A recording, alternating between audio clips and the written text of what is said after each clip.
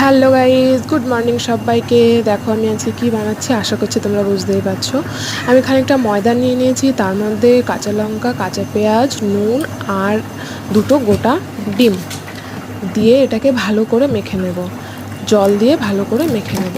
তো তোমরা কে কে খাও গোলা রুটি বলো তো? তোমরা যদি কেউ খেয়ে থাকো তাহলে আমার ভিডিওটাকে লাইক, কমেন্ট, শেয়ার অবশ্যই করো। যাই হোক, আমার মাখা হয়ে গেছে, তো আমি এখানে খানিকটা টমেটো কুচি দিয়ে দিলাম।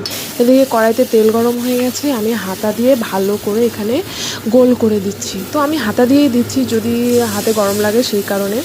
তো সবাই হাত দিয়েই দেয়, তো সেই কারণে আমার ভালো গোল হলো না। তো যাই হোক, কী করা যাবে, আমরাই তো খাবো।